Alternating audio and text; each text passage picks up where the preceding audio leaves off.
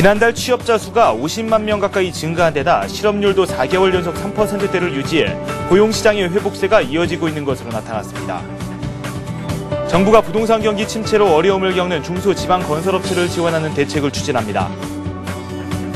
지난달 은행 정기예금이 5개월 만에 가장 큰 폭으로 늘었습니다. 한은은 기준금리 인상에 따라 은행마다 예금금리가 상향 조정된 것을 원인으로 분석했습니다. 내년부터 중소기업의 국유재산 임대료가 감면되며 사업자 등록도 온라인으로 신청할 수 있게 됩니다. 나스 성공 전략 2부 시작하도록 하겠습니다. 우리 증시 코스피가 1% 넘게 급락을 했고요. 환율은 15원 넘게 급등하는 모습을 보여주었습니다. 장중에 개인이 시장을 주도하는 듯한 모습을 보여줬지만 일단은 주도를 시도하는 데 그쳤습니다. 외국인과 기관의 매물이 꽤 많이 나왔기 때문인데요. 동시효과 때 외국인들이 매물을 그나마 좀 줄인 점이 힘이 된 것 같습니다. 오늘 코스피는 1.2% 내리면서 1758선에 마무리가 됐고요. 외국인들이 선물 시장에서 계속해서 매물을 쏟아내고 있습니다. 앞서 일부에서 살펴봤을 때에는 내일 옵션 만기를 앞두고 매를 미리 맞았다라는 평가를 한번 들어봤는데 구체적으로 시장 상황 어떻게 끝났는지 한번 살펴보고요. 잠시 후에는 내일장 전망까지 한번 내려오도록 하겠습니다. 시황센터 연결합니다. 김보람 아나운서와 함께합니다. 네, 시황센터입니다. 8월 11일 수요일장 마감했는데요. 옵션 만기를 앞두고 외국인들의 대규모 매도 공세의 지수가 크게 떨어졌습니다. 코스피 마감 지수부터 살펴봅니다. 오늘 코스피는 22포인트나 내리면서 1758포인트에 마감했습니다. 오늘 출발은 1775포인트 하락으로 출발했는데요. 하지만 외국인과 기관 쪽의 매물이 부담으로 작용하면서 한시 구간에 1760선마저 내줬습니다. 오늘 1포인트 넘는 하락 움직임 나타나면서 1758포인트에 마감하는 모습이었는데요. 이런 지수의 움직임 수급으로 다시 한번 체크합니다. 오늘 장에서 외국인과 기관의 매물이 만만치 않게 나왔습니다. 기관이 1,400억 원 정도 매도 우위 나타났고요. 외국인 쪽에서 580억 원 정도 매도했습니다. 반면에 개인 쪽에서는 꾸준하게 매수 우위가 나타났는데요. 개인이 3,300억 원 정도 매수하는 움직임 나타났지만 지수 상승으로 이끌기에는 힘이 역부족이었습니다. 이어서 코스닥 살펴보도록 하겠습니다. 코스닥 마찬가지로 파란불로 마감했습니다. 오늘 장 7포인트 내리면서 475포인트에 마감하는 모습이었는데요. 오늘 출발은 482포인트에 출발했습니다. 장중에는 상승으로 흐름 바꾸면서 483포인트까지 오르기도 했는데요. 마찬가지로 외국인과 기관이 매물을 내놓으면서 하락으로 흐름을 바꾼 채 다시 일어나지 못하고 마감했습니다. 이런 지수의 움직임 수급으로 다시 한번 그 이유를 살펴봅니다. 기관 쪽에서 100억 원 넘는 매도 우위 나타났고요. 외국인 쪽에서도 240억 원 정도 매도했습니다. 마찬가지로 개인은 매수했는데요. 개인이 300억 원 정도 매수 우위가 나타나는 움직임 나타났습니다. 이어서 외환시장 한번 가봅니다. 원달러 오늘은 오늘 급등했습니다. 13원 30전이나 오르면서 1182원에 마감하는 모습이었는데요. 오늘 출발은 4원 오르면서 1174원을 출발했습니다. 미국의 경기 둔화 우려감과 역외 환율 상승 흐름을 반영했는데요. 그리고 최근의 급락에 따른 부담감도 작용하면서 오늘 원달러 환율 상승 흐름 이어갔습니다. 1% 넘는 상승 움직임이 나타나면서 1182원 20전까지 오른 모습입니다. 이어서 유가증권 시장 시총 상위 종목들의 움직임도 한번 체크해 보겠습니다. 외국인들이 IT주들을 집중 매도하면서 삼성전자가 1.7% 급락했고요. 포스코 역시 1% 내렸습니다. 현대차만이 빨간불을 켜면서 13만 8천원에 마감했고요. 반면에 신한지주, 삼성생명 모두 약보합 조정받았습니다. 현대중공업 역시 1.5% 내렸습니다. LG화학만이 오늘 빨간불로 마감하는 모습이었는데요. LG화학이 과대 낙폭에 따른 저가 매수세 유입으로 엿새 만에 반등에 성공했습니다. 0.3% 오르면서 32만 2,500원 기록했고요. 현대모비스는 보합에 마감했습니다. 반면에 한국전력이 1.7%, LG전자가 3%, LG가 3.4% 큰 폭의 하락 움직임 포착됐습니다. 이어서 코스닥 살펴보겠습니다.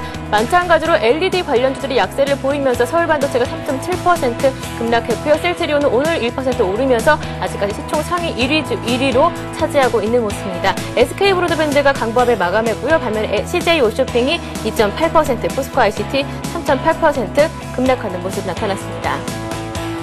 메가스터디가 1% 올랐고요. 동서 역시 올랐습니다. 반면에 다음이 내렸는데요. 2.8% 하락 움직임 나타났습니다. 태용이 1% 올랐고요. 네오이즈게임즈와 SK컴즈 급락하는 움직임 나타났습니다.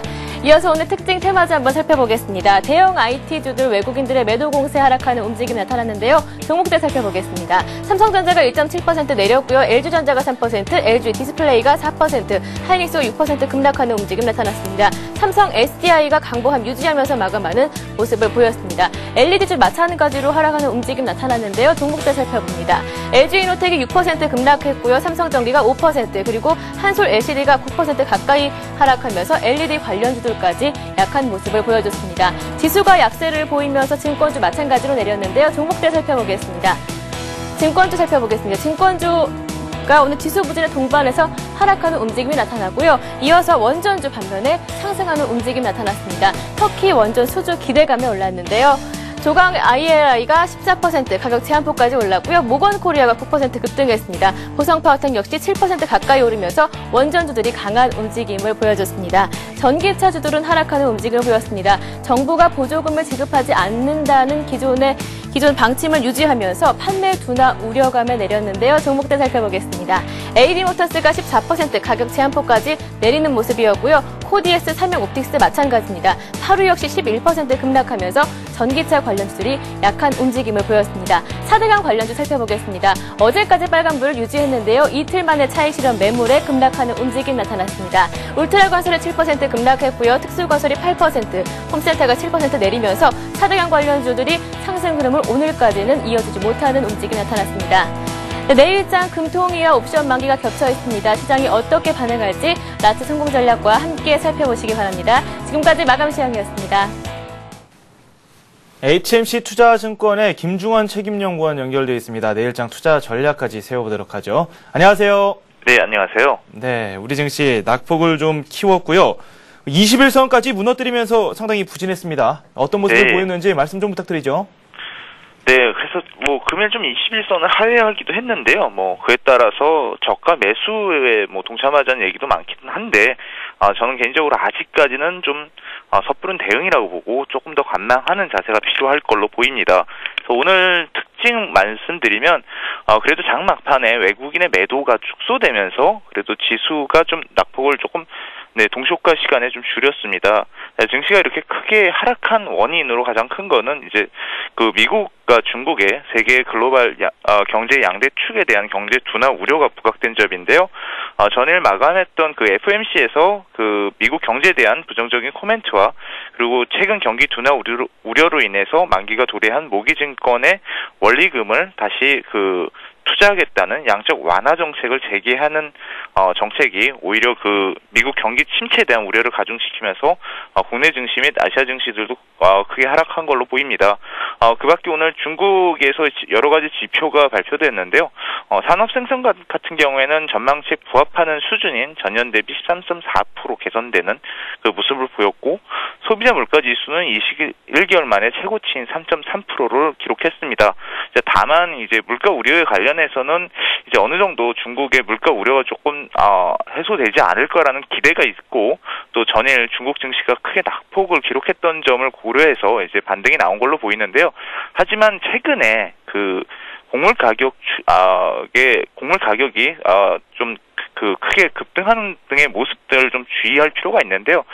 최근 러시아 가뭄으로 곡물 가격 추가 인상 가능성이 부각되고 있고 또 중국 같은 경우에 특히 농산물 가격에 좀 취약한 구조를 이루고 있습니다. 그래서 이런 부분들이 향후에 중국의 인플레이션 우려를 또 자극시킬 수 있다는 점도 유념해 주시는 것이 좋을 듯 싶습니다. 앞에서 말씀을 해주셨을 때는 우리 시장에서 대응을 하는 데 있어서 지금 상황은 좀 성급한 상황인 것 같다라는 말씀을 해주셨습니다. 수급 상황을 살펴보니까 외국인과 기관의 매물이 나오고 있거든요. 개인이 매수를 하고 있는데 그렇다면 이렇게 개인들이 매수를 하는 거에 대해서도 좀 성급한 행동인 것 같다. 이렇게 판단을 내릴 수 있을까요? 수급 상황 어떻게 전망하고 계시는지 말씀 한번 들어보도록 하죠. 네, 개인 같은 경우에 최근에는 또 자문사 랩과도 관련이 있기 때문에 개인의 매수를 딱히 개인으로만 보기는 또 쉽지도 않은 면이 있습니다. 그래서 수급 관련해서는 외국인이 전월 같은 경우에 크게 매수했지만 이제 최근 같은 경우에는 매도로 돌아서는 모습을 보이고 있습니다. 그래서 계속 이 시간 통해서 말씀드리는데 금년 들어서 외국인의 매수세가 변동성이 확대될 수 있을 가능성이 높기 때문에 좀 외국인을 믿고 가기는 쉽지 않을 것 같습니다. 그에 비해서 이제 연기금을 계속 보라고 말씀드렸는데요. 연기금은 금일에도 꾸준히 매수했고 그러다 보니까 연기금이 선호하는 업종들이 더 지수 대비 선방할 가능성이 높습니다. 그런 업종으로 소재와 산업재 업종들이 좀 강세를 보일 걸로 보이는데요. 금일은 이제 해운이나 항공 쪽은 좀 부진한 모습을 보였지만 최근에 연기금이 선호하는 굴뚝산업에 관해서는 계속 꾸준히 관심을 가질 필요가 있을 걸로 보입니다. 네, 연기금. 실제로 오늘 연기금이 또 매수를 했죠. 기관의 매물이 꽤 많이 나왔는데 그래도 연기금의 매수세는 눈에 띄는 그런 모습입니다. 일단은 경제 지표 쪽으로 관심을 상당히 많이 갖게 되고 어제 FOMC 회의도 있었고요. 시장에 미치는 영향력이 어느 정도 있었죠.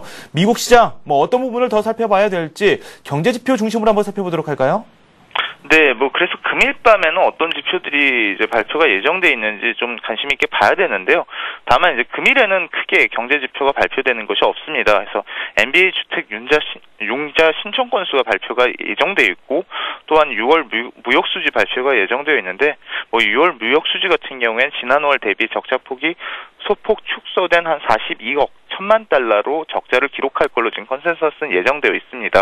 이런 부분이 있고 경제 지표와 관련해서는 최근에 계속 부진한 모습을 보였는데 물론 여러 가지 이유도 있습니다. 정부의 부양책이 종료된 점 그리고 이제 그 기저 효과로 전년에는 굉장히 개선된 모습을 보였지만 최근에 오히려 역기저 효과가 존재한다는 점.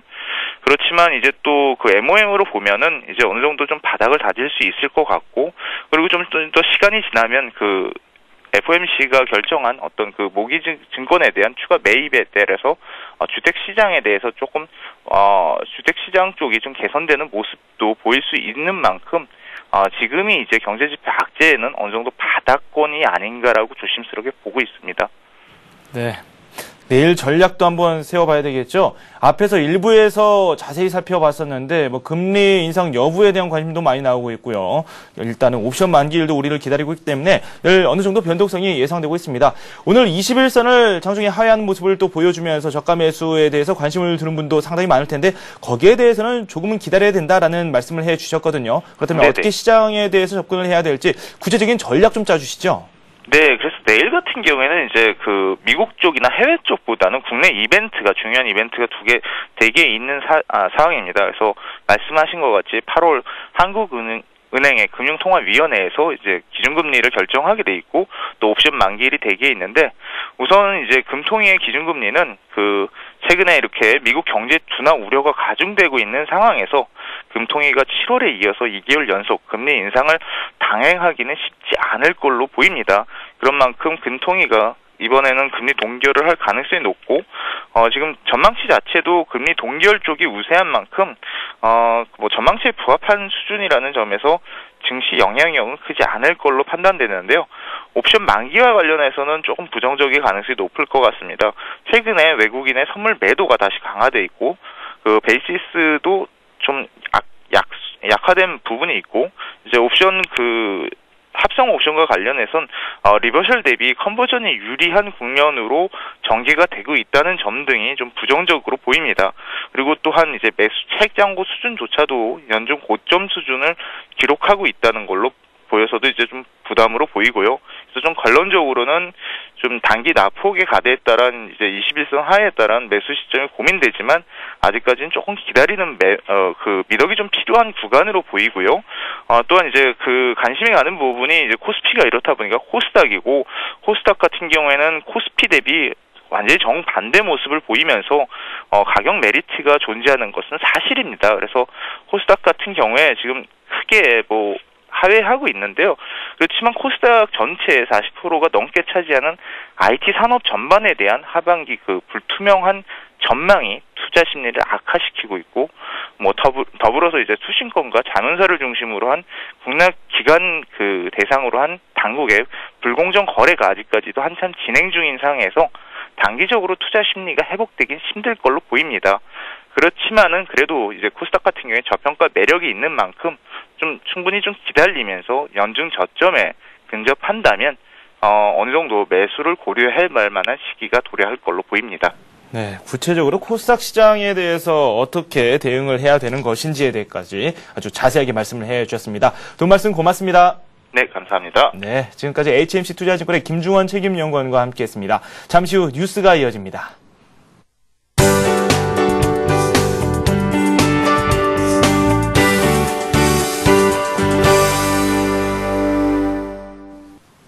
이 시각 주요 뉴스입니다. 지난달 취업자 수가 50만 명 가까이 증가한 데다 실업률도 4개월 연속 3%대를 유지해 고용시장의 회복세가 이어지고 있는 것으로 나타났습니다. 통계청의 7월 고용동향에 따르면 취업자는 2,430만 1,000명으로 지난해 같은 달보다 47만 3천 명이 증가했습니다. 업종별로는 공공행정과 국방, 사회보장 행정에서 18만 5천 명이 줄었지만 제조업과 보건 및 사회복지, 건설업 등 공공행정 이외 부문에서 65만 8천 명이 늘었습니다. 7월 실업률은 3.7%로 전달보다는 0.2%포인트 높아졌으나 4개월 연속 3%대를 유지했습니다. 그러나 청년 실업률은 8.5%로 전월보다 0.2%포인트 오르는 등 지난 5월 이후 증가세를 이어가며 청년 구직난을 반영했습니다. 정부가 부동산 경기 침체로 어려움을 겪는 중소지방건설업체를 지원하는 대책을 추진합니다. 정부는 우선 하도급, 대금지급 확인제를 확대하는 등 대중소업체 간 상생 기반을 마련하고 공사도급 하한액을 상향 조정하는 방안을 추진하기로 했습니다. 또한 입찰 참가 자격 사전 심사 때 지역업체 참여도를 평가하는 항목을 마련하는 등 지역 중소건설사의 경영 환경을 개선해 나갈 방침입니다. 아울러 페이퍼 컴퍼니의 퇴출을 촉진해 건설 시장의 질서를 바로잡는 방안도 추진합니다. 지자체와 공기업이 발주하는 공사의 경우 현재 150억 원인 대형업체의 도급 하한액을 올려 중소업체의 업무 영역을 넓혀주기로 했습니다. 지난달 은행 정기예금이 5개월 만에 가장 큰 폭으로 늘었습니다. 한국은행은 7월 말 은행권 수신 잔액이 1,048조 1,000억 원으로 한 달 전보다 3조 5천억 원 증가했다고 밝혔습니다. 한은에 따르면 은행 수신이 늘어난 것은 전적으로 정기예금이 증가했기 때문입니다. 한 달 사이 정기예금이 12조 4,300억 원이나 늘어난 것입니다. 이는 지난 2월 이후 월별 증가액으로는 가장 많았습니다. 한은은 기존금리 인상에 따라 은행마다 예금금리가 상향 조정된 것이 정기예금 증가를 이끈 것이라고 분석했습니다.